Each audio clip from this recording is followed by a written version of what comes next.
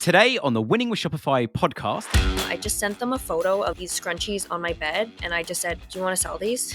And they're like, yeah, we'll take 60. And another one was like, yeah, we'll take 30. And that's kind of how it started. The more people you get sign up, the more money you're going to make sending emails. And the more you improve your emails, the more money you're going to make sending those emails. Do I miss that passion that I never really got to fully go for, or do I just keep growing? Seeing customers is very aspirational. And then on Canada Day, which is July 1st, they posted me as like the headline news article for all these small businesses to support in the pandemic. I know. That is amazing.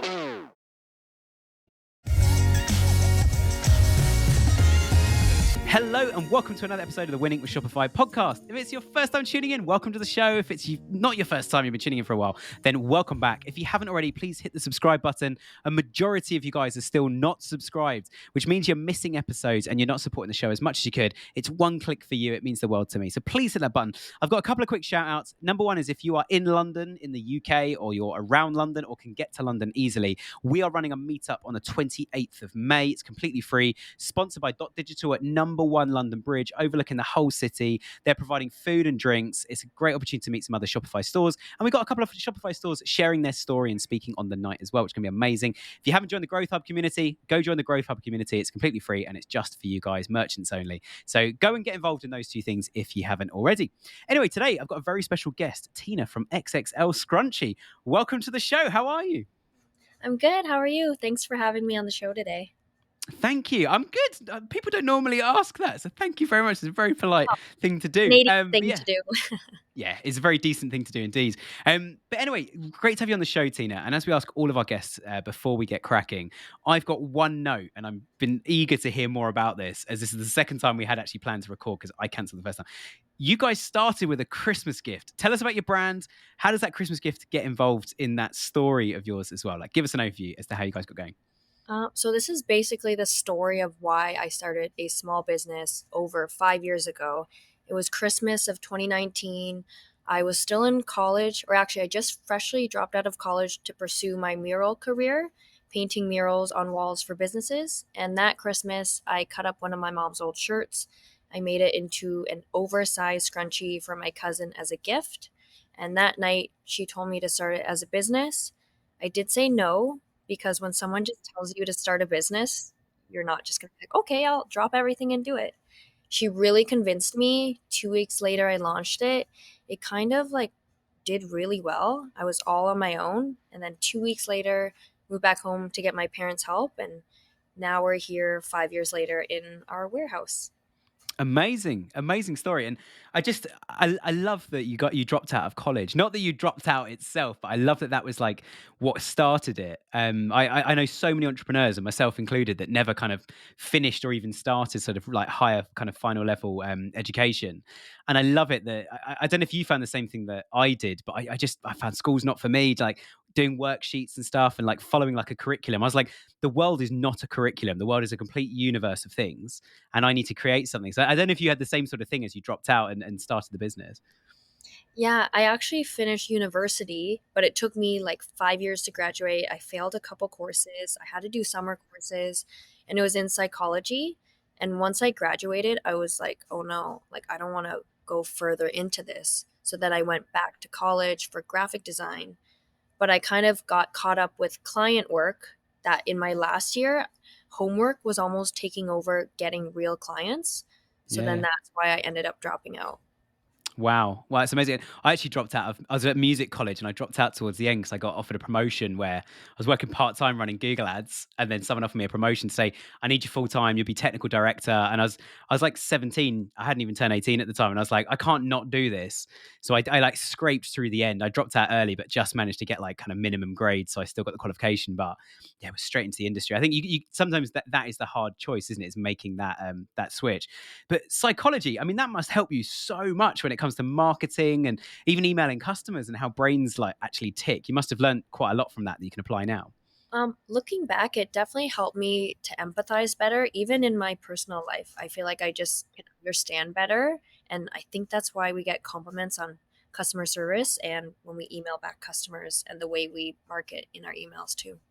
Absolutely. And we're going to come back to that, of course. You are a Seguno customer as well, I'd say. So we are going to talk about how you're using Seguno. And we'll talk about email as we go through a little bit later. But it's amazing to hear that that's worked. My wife will tell anyone that I have no empathy at all. I'm working on it. I did Google what empathy was and asked ChatGPT a few years ago when ChatGPT first came out, how do I be more empathetic? And it had some fairly okay recommendations, but we'll see. Anyway, let's talk about your business then. So XXL Scrunchie, obviously 5 years ago, you got cracking. I've got several notes that you use email a lot, you use YouTube. So you started the business. Were either of those channels like pivotal to the early days, or was it a different way that you actually started getting the first few clients and first few orders in? The first few clients was actually my cousin, the one who told me to start it. She owns a beauty salon in Thunder Bay, and right off the bat, she's like, "I'll buy 30." And she sold them in her salon, and that just like blew up in the town of Thunder Bay. And then I had previous mural clients that also own salons, and I reached out to them. I just sent them a photo of these scrunchies on my bed, and I just said, "Do you want to sell these?" And they're like, "Yeah, we'll take 60." And another one was like, "Yeah, we'll take 30." And at that point, it was just still me, and I didn't have any pre-made, and that's kind of how it started, because just organically their clients were buying my scrunchies without me really marketing. Amazing, And that amazing. took off slowly from there.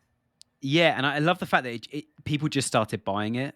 Our partners at Seguno have released a brand new app for Shopify, and it's called Shopify Connect for Canva. You can essentially look at all of your product images from Shopify directly in Canva and export them straight back. This can save you a lot of time. If you want to find out a bit more about this or go and find the app yourself, you can go to seguno.com/Canva. Enjoy. I think, and apologies if this hits hard for anyone listening at home, but so many stores reach out to us for help and we look at the product and it's like, there's nothing unique about it. You've not really sort of sense checked if people actually want to buy this. Whereas you did that completely organically through your cousin. And then, as you say, it sort of escalated from there, which I think is amazing. Hmm. For anyone that's sitting here going, what is a mural? Like explain to us the product, just in case anyone's a bit old school and is like, I've never heard of this kind of thing, or it just doesn't resonate. Yes. So let's say you walk into a restaurant, and then on one big wall, there's this huge art piece that looks like it's hand painted. That's what I was doing before I took off the scrunchies, because it just kind of took over. And in my mind, I was like, this is like my one shot to like give this my all. So I had to put murals on hold for a little bit, but I actually have one coming up next month.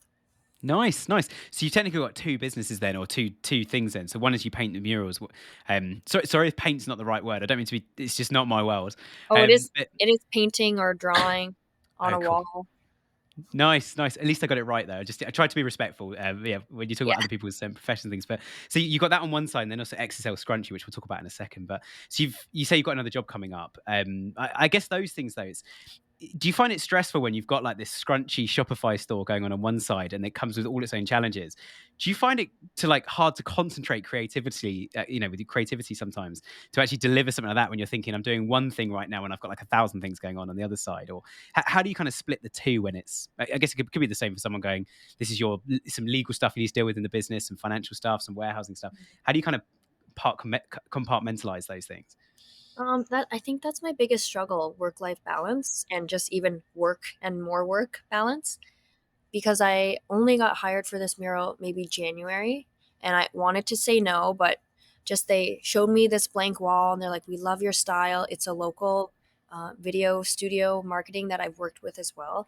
So I was like, oh, I know I can, like, I know the image I want to draw for them, and I know I can do it. And I have this sketch outlined, and it's been on my to-do list to like finish drawing to show them the mock-up, but I just keep putting it off because they didn't set a hard deadline, and there's just so many things coming at me right now to deal with that I have to like prioritize. So it's hard to do that fully. I've said no to a lot of mural offers the last couple of years because I know I can't like give it my all. So it's kind of a hard balance. I just try to find a couple minutes every day, every other couple days, to squeeze in some drawing.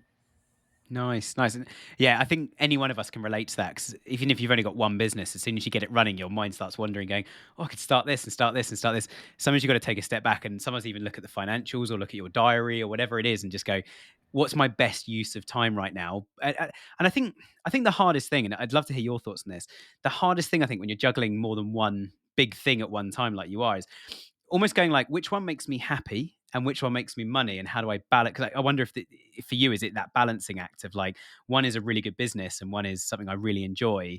So I don't want to get overstretched doing the stuff I enjoy and then the business struggles, and I also don't want to just focus on the business and be, die kind of rich and unhappy. It's getting that balance between the two, isn't it? Yeah, well, when I was giving up murals, I kind of got lucky because maybe not lucky is the right word, but the pandemic happened. So for sure, no one would have wanted to pay for a mural during that time. So I just like gave it all in on scrunchies, and murals were kind of put on the back side for a bit. And now that there's more businesses opening and people are out and about again, the offers are kind of coming back. So it's hard to decide, like, do I miss that passion that I never really got to fully go for, or do I just keep growing Yeah, XXL? yeah. It is tough, and I can absolutely relate to that. And that's all I'll say on the matter for today. We can talk, I think we do a whole episode on that if we had time. Let's talk about XXL scrunchies then. So you obviously started it 5 years ago. How did the scrunchies really take off? Because you being totally, sort of, and I mean this in a really polite way, but being really blunt, so many stores around Canada, the US, the UK, globally sell scrunchies. Like, how did you get started and get the first few orders in and get customers actually wanting to go, I'm going to buy it from you, and you're a good place, a good resource to spend my money. There's actually a couple funny stories. The first one, a customer, it was like 5 months into the business, a customer emailed me or DM'd me. They're like, hey, Global News, which is this huge news network in Canada, is taking on small businesses to promote on their page. And I was like, okay. And I just submitted like a little paragraph, my information. And then on Canada Day, which is July 1st, they posted me as like the headline news article for all these small What? businesses to support in the pandemic. I know. That is Since that, amazing. because that customer told me to apply. And then I sent that customer a bunch of stuff and I was like, thank you. Yeah, We yeah. almost sold out that day. And just suddenly all these orders were coming in from that news article. There was a second time that where we started to sell worldwide. Like I'm talking to the UK and Australia, US, everywhere.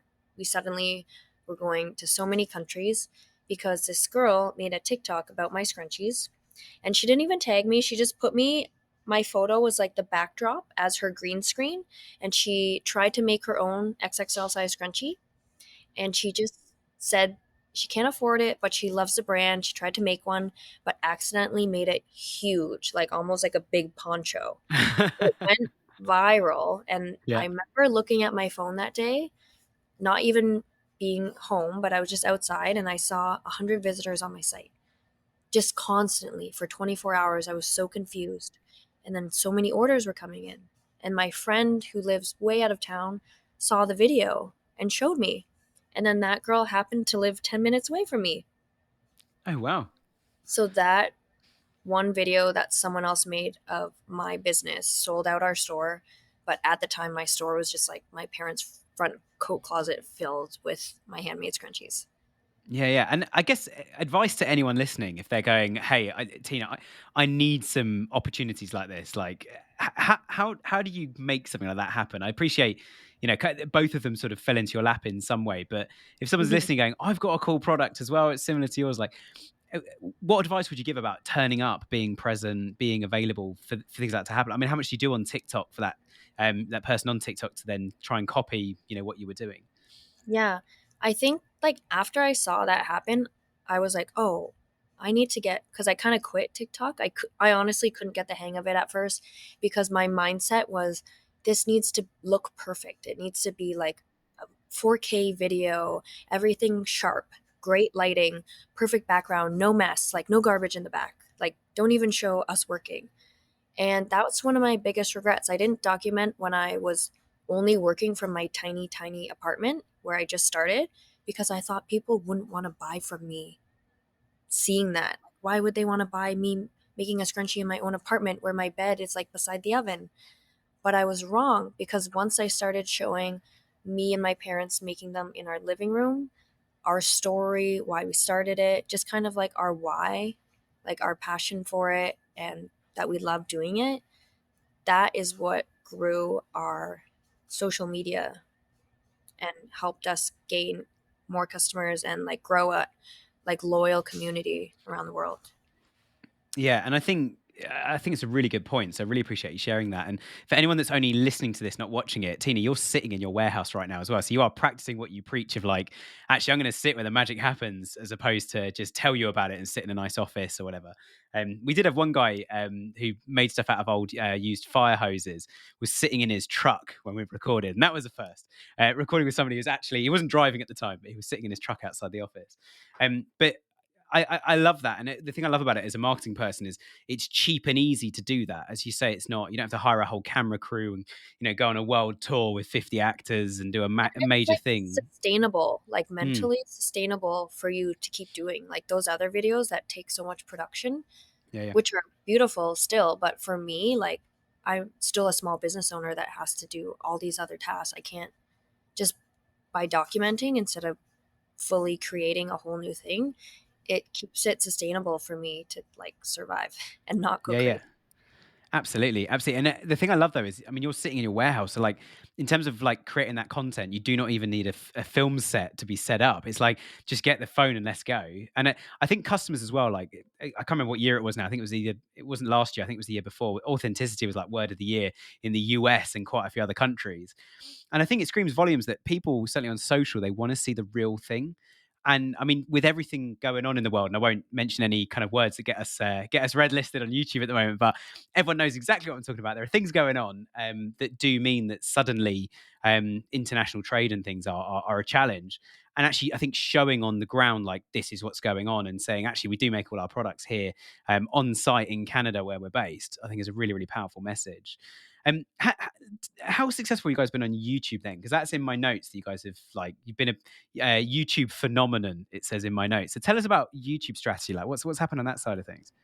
I'm actually surprised with YouTube because looking back, like I wouldn't think a small business could post on YouTube and it could help them. Like we've for sure gained so many customers through YouTube. And I only posted on there in the first year in business. It was like October. We renovated my parents' basement so we could work down there because I took over their whole living room and then we suddenly were like sleeping beside boxes and stuff like that. And Which is their part whole of the story, isn't it? That authentic story. It's amazing. once we renovated the basement, I wanted to show everyone a tour because I was posting already on TikTok and Instagram and Facebook. And at the time, I think videos were limited to like 30 seconds, maybe a minute max. And I wanted to actually talk and share like, this is a sewing room. This is where my dad helps. This is where my mom cuts fabric. There's no way I could put that in a minute video. So I sat down, made a vlog. The audio was awful. I filmed it on my phone. The lighting wasn't great looking back. But that video, I posted it. And I think a couple weeks later, it just like blew up because people really loved hearing our story and they loved hearing how my parents were helping me, dropped everything to help me, and they just liked learning where the scrunchies came from. That's when the first YouTube video took off and grew, and it made me realize, oh, people like they care and they don't mind watching. So I'm going to keep posting vlogs once a week for a year and see what happens. It's amazing, and I used to vlog like in my spare time, and I did it as like as an agency owner for a while, and it was just incredible as well. And I'm sure you found this, but some of the people, even when you sometimes post something and you get like 100 views, someone said to me, "Imagine 100 or even 1,000 people sitting there all in one room watching your video," and Even then some of the five, comments, yeah. So five yeah, people sitting there. even five. I mean, five's a trip to the pub, right? That's enough people to go. Just we're going to sit here for 45 minutes and just listen to your day. Go, and you do a 45-minute vlog. But it's amazing how many people then are on the journey. I mean, most of the emails we get from the podcast are people going, "Oh, I've been listening to you for like 6 months." And whenever we like talk to a brand or whatever, I always go in initially and have that initial conversation. And it's always amazing. And some of you guys listening will relate to this. It's always amazing sometimes watching people's reactions when I turn up. And my wife will tell you, like, I'm not a big deal at all.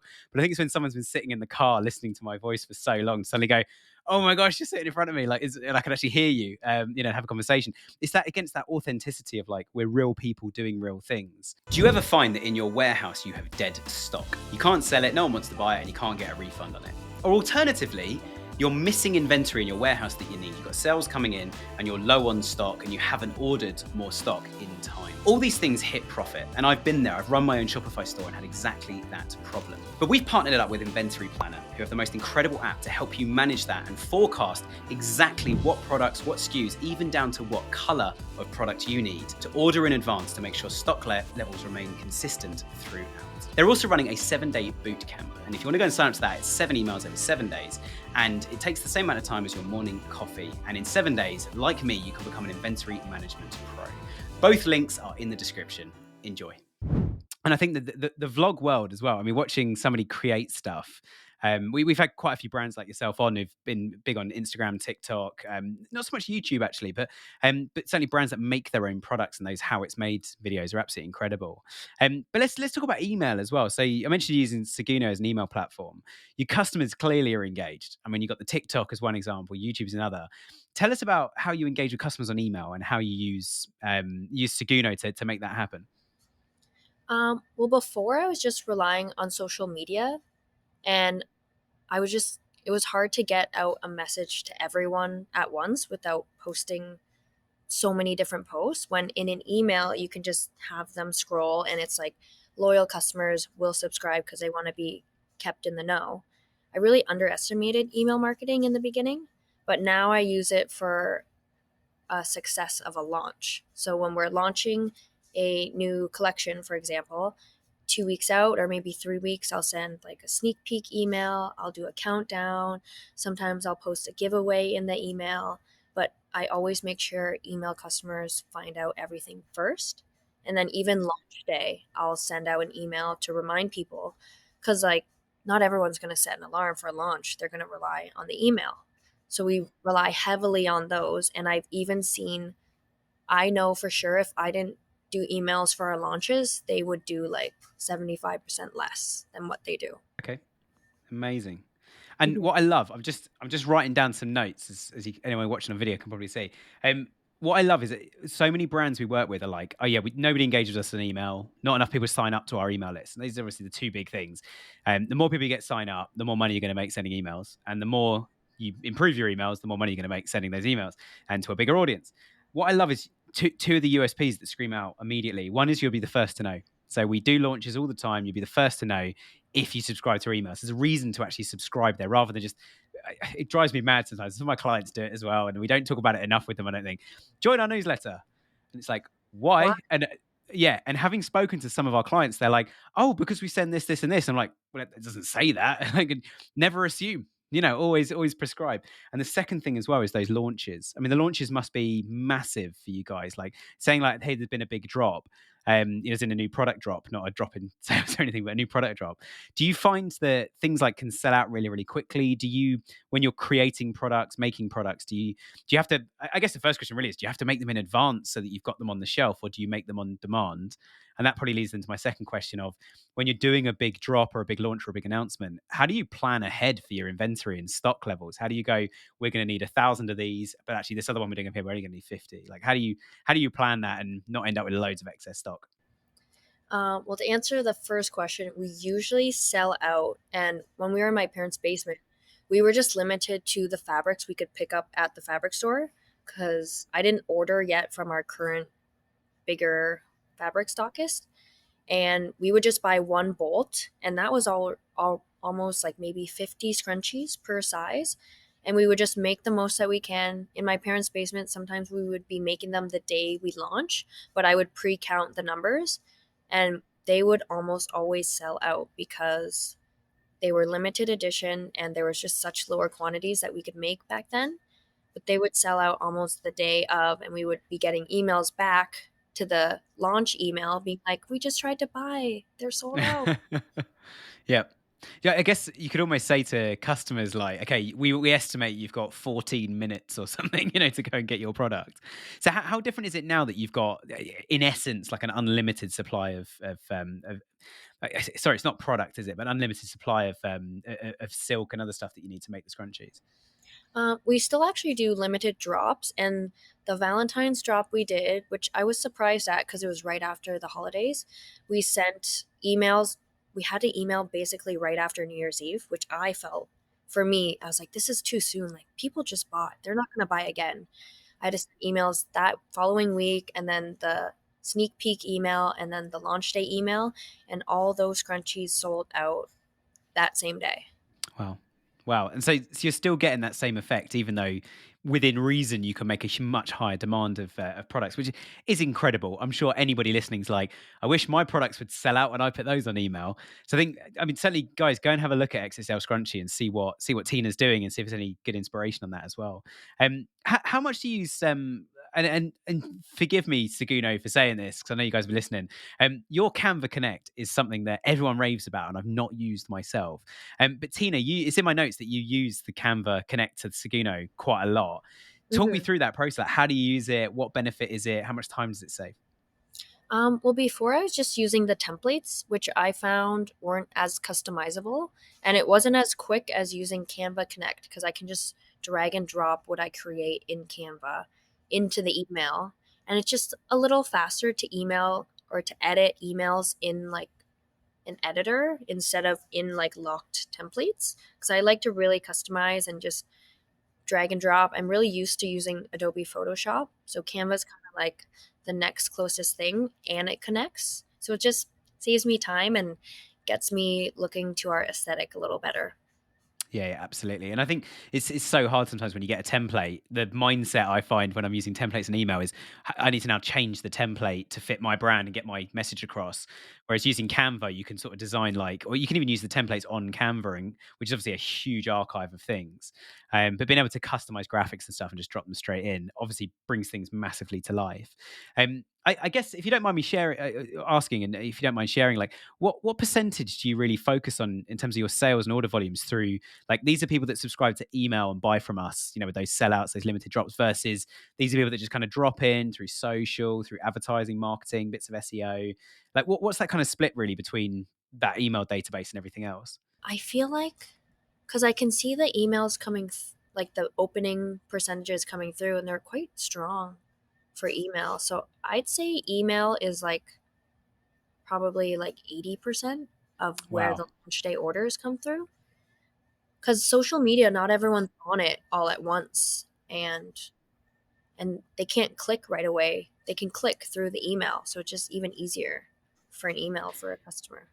Yeah, which is exactly what I, as somebody who works in PPC and SEO, I would love more of my clients to take more of an approach like that. We it's always this constant battle, I think, of like we're working hard to try and acquire a new customer in. So the ability to get more value and lifetime value out of that customer, and email really is the channel to still be doing that, even in this day and age. Um, which it's been that way for a very long time, but still, so many brands I find they're just not tapping into email properly.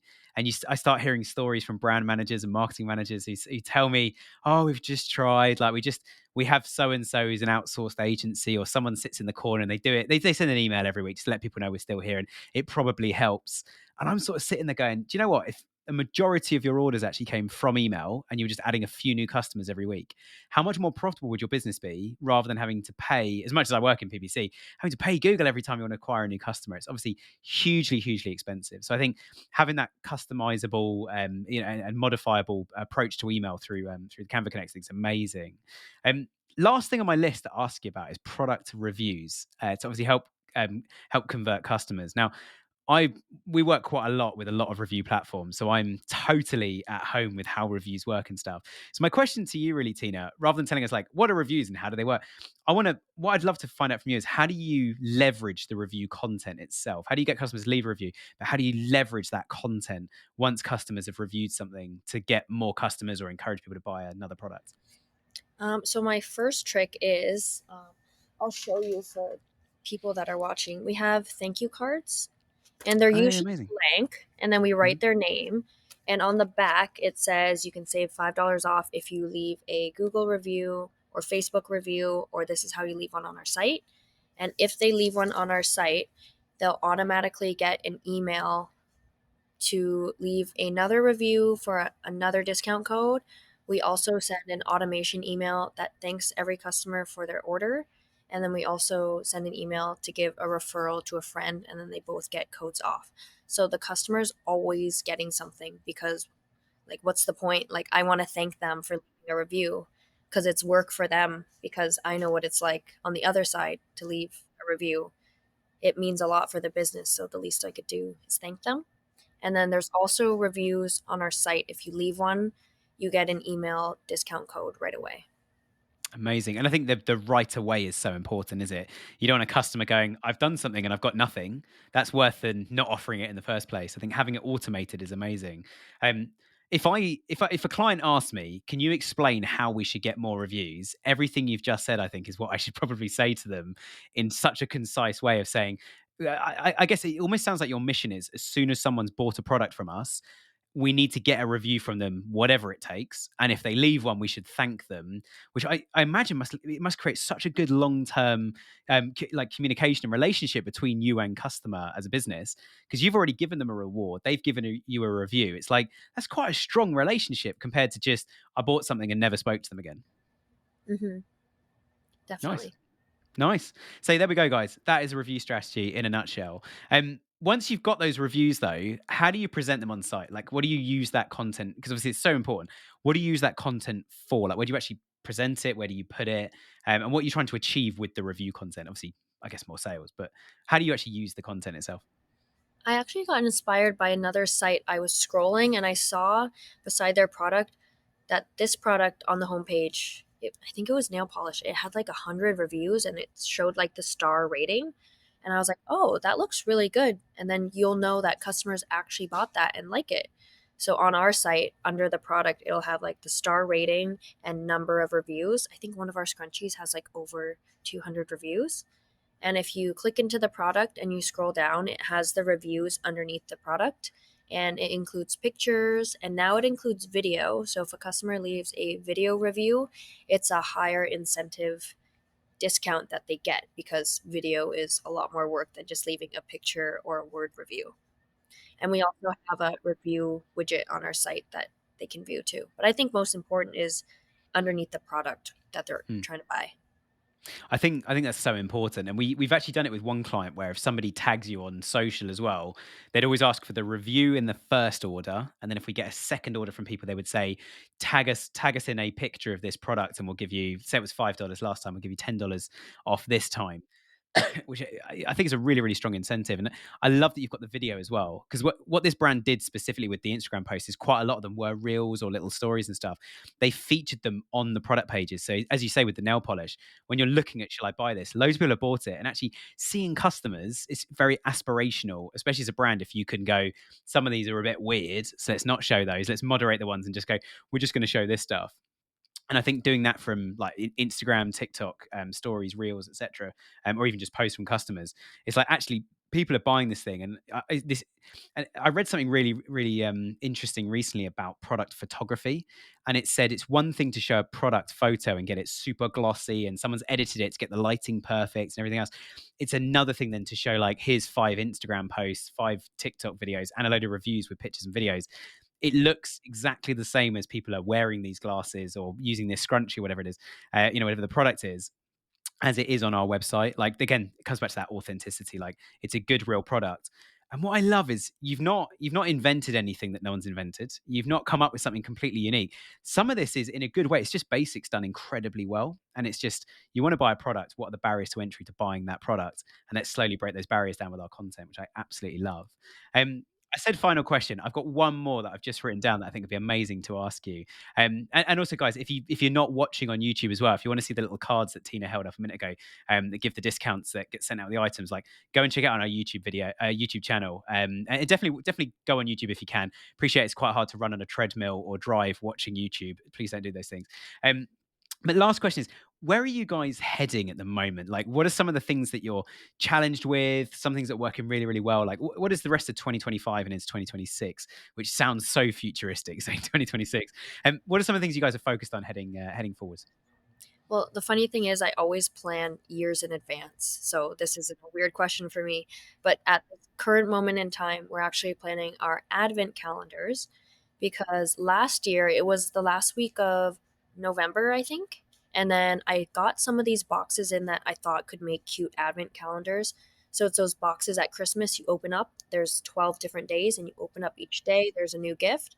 We wanted to do a scrunchy one.